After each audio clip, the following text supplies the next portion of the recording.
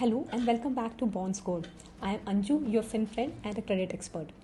As a credit underwriter मैंने कई बार बोरोवर्स को लोन रिजेक्ट किया है सेइंग दैट कि सॉरी सर आपका लोन नहीं हो सकता है बिकॉज लोन इंक्वायरीज बहुत ज़्यादा हैं एंड पीपल वंडर कि यार ये क्या चीज़ होती है, हमें तो इस बारे में कुछ पता ही नहीं है. अगर आप भी ये प्रॉब्लम्स फेस कर रहे हैं, आपने भी ये वर्ड सुना है कि लोन इंक्वायरीज बहुत ज़्यादा हो रही हैं एंड इस वजह से आपको फंड्स नहीं मिल पा रहे हैं, तो ये वीडियो आपके लिए है. एंड तक पूरा देखिएगा. इस वीडियो को मैं 4 पार्ट्स में बांट रही हूँ. पहला, ये इंक्वायरीज होती क्या हैं. सेकेंड, कितने टाइप्स की इंक्वायरीज होती हैं. थर्ड, कि इस इंक्वायरीज़ का आपके क्रेडिट स्कोर पे क्या फ़र्क पड़ता है. और लास्ट में हम इन इंक्वायरीज़ को कैसे कंट्रोल में रख सकते हैं जिससे कि हमें कभी भी लेंडिंग में कोई प्रॉब्लम ना आए. सो स्टार्ट करते हैं कि इंक्वायरीज़ होती क्या हैं. इंक्वायरी का मतलब होता है एक जनरल जानकारी लेना, जैसे हम रेलवे स्टेशन पे जाते हैं या फ़्लाइट्स की डिटेल वगैरह पता करते हैं. ठीक वैसे ही जब आप अपने बैंक के पास जा रहे हैं किसी लोन के लिए, सपोज़ आपको 2 लाख रुपए का पर्सनल लोन चाहिए, तो आप बैंक को एक एप्लीकेशन फॉर्म भर के देते हैं and then you make a request कि मुझे एक इतना इतना लोन चाहिए. इसी रिक्वेस्ट को बैंक आगे आपके क्रेडिट ब्यूरोज़ के पास फॉरवर्ड करता है. अब हर बैंक का किसी ना किसी क्रेडिट ब्यूरो के साथ टाई अप होता है. सिबिल हो सकता है, इक्विफैक्स हो सकता है, एक्सपीरियन वॉटेवर. ये रिक्वेस्ट वहाँ पर जाती है आपका नाम और बाकी सारे डिटेल्स के साथ, ये जानने के लिए कि आपका फाइनेंशियल रिकॉर्ड कैसा रहा है, आपका फाइनेंशियल बिहेवियर कैसा रहा है.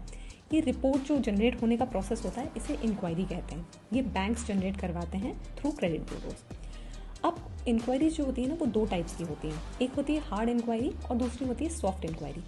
तो पहले समझते हैं कि ये हार्ड इंक्वायरी क्या होती है. जब ये बैंक ने या जिस भी लेंडर के पास आप लोन लेने गए हैं ये इंक्वायरी रेज करी आपके क्रेडिट ब्यूरो को, इसे कहा जाता है हार्ड इंक्वायरी. बिकॉज ये लेंडर रेज कर रहा है और आपकी पूरी इन्फॉर्मेशन क्रेडिट रिपोर्ट में आ जाएगी. नीचे रिपोर्ट के लास्ट में उस बैंक का नाम, जिस दिन आपने इंक्वायरी करी है, जिस लोन के अगेंस्ट में इंक्वायरी करी है और कितना अमाउंट आपने रिक्वेस्ट किया है, ये चारों चीज़ें वहाँ पर लिख कर आ जाती हैं. और ये हार्ड इंक्वायरी आपकी क्रेडिट रिपोर्ट में अगले 2 साल तक रहती है. तो ये लेंडर्स जितनी बार आप इंक्वायरी करते हैं हर बार वो आपको ये क्रेडिट रिपोर्ट्स मंगाते हैं और आपकी हार्ड इंक्वायरीज वहाँ बढ़ती जाती हैं. नेक्स्ट होता है सॉफ्ट इंक्वायरी, जो कि हम अपने लिए खुद करते हैं. सो फॉर एग्जांपल, अगर मुझे ये जानना है कि मेरा क्रेडिट स्कोर कैसा है, मेरी रिपोर्ट्स कैसी चल रही हैं, मैं अगर सिबिल की या इक्विफैक्स की वेबसाइट पे जाती हूँ और वहाँ पर अपने डिटेल्स डालकर ये सारी इन्फॉर्मेशन निकाल लेती हूँ, तो this is called soft inquiry, क्योंकि मैंने खुद अपनी इंक्वायरी की है. ये किसी भी रिपोर्ट में पब्लिश नहीं होती और इससे आपके क्रेडिट स्कोर पर भी कभी कोई फ़र्क नहीं पड़ता है. अब हार्ड इंक्वायरीज़ और सॉफ्ट इंक्वायरीज़ में एक सबसे बड़ा अंतर यही होता है कि हार्ड इंक्वायरीज़ ना रिपोर्ट्स में 2 साल तक रहती हैं बिकॉज वो रिकॉर्ड में आ जाती हैं, लेंडर्स कर रहे हैं ना इसलिए. लेकिन सॉफ्ट इंक्वायरी हम चाहे जितनी बार भी करें, इसका कभी भी हमारी रिपोर्ट पे फ़र्क नहीं पड़ता है और इसका इम्पैक्ट नहीं आता है. इनकेस वो लिखेंगी भी नहीं और आपके स्कोर को डैग नहीं करेंगी. लेकिन हार्ड इंक्वायरीज अगर बहुत सारी हो जाती हैं ना एक ही महीने में या एक छोटे से पर्टिकुलर टाइम में, तो ये स्कोर्स पर इम्पैक्ट करना शुरू कर देती हैं. क्या होता है, आपने एक डीएसए को या किसी एजेंट को अपनी फ़ाइल दे दी और कहा है कि मुझे लोन चाहिए. उन्होंने 10 बैंक्स में ये आपकी फ़ाइल डिस्ट्रीब्यूट कर दी और उन 10 जगहों में आपकी लोन रिक्वायरमेंट चली गई है, तो ये हार्ड इंक्वायरीज दिखने लग जाती हैं with in a span of may be 10-15 days. तो अब इससे दिखता है लेंडर्स को कि आप ना मनी के लिए बड़े डेस्परेट हो रहे हैं. ये रेड सिग्नल बन जाता है एंड देन दे फील कि नॉट सो कंफर्टेबल आपको लोन देने में, बिकॉज आपकी अर्जेंसी दिखने लग जाती है. प्रोबेबली उन्हें लगता है कि आपको कहीं से लोन नहीं मिल रहा है.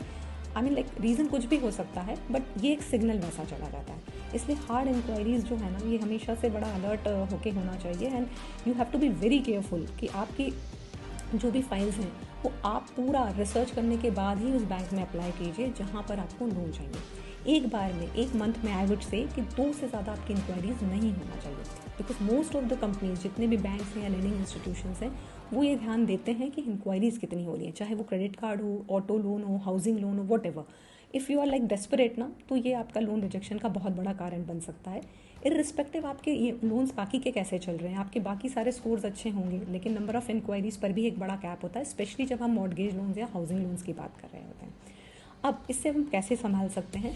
सबसे सिंपल एक ही तरीका है. अपनी पहले तो आप सॉफ्ट इंक्वायरी करके देख लीजिए कि आपका क्रेडिट स्कोर आज की डेट में क्या है. क्या सारी रिपोर्ट सही है, सारे लोन्स दिख रहे हैं, जो क्लोज्ड हैं, जो ओपन हैं, सारी ट्रेड लाइंस मतलब सही से दिख रही हैं. इसके बाद आप ये देखिए कि आपकी जो भी रिक्वायरमेंट है किस पर्टिकुलर 2 बैंक्स में जाना चाहिए. That is your choice. ये आप डालिए, ना कि इधर उधर भेजिए या बहुत सारी जगह एक साथ अप्लाई नहीं कीजिए. एक महीने में अगेन मैं रिपीट कर रही हूँ कि 2 से ज़्यादा इंक्वायरीज मत कीजिए, आपको भले ही कितना भी लोन चाहिए हो. Because multiple inquiries again hard inquiries बनती जाएंगी और ये स्कोर को डिप करती जाएंगी. प्लस ये 2 साल तक रिपोर्ट में भी रहेंगी जिसे आप रिमूव नहीं कर सकते हैं.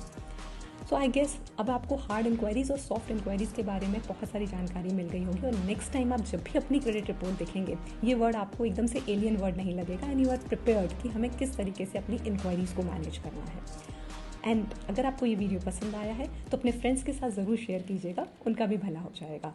And please like this video and subscribe कर लीजिएगा ताकि नेक्स्ट वीडियो के लिए आप अपडेटेड रहेंगे। I will see you in my upcoming video. Take care, bye bye.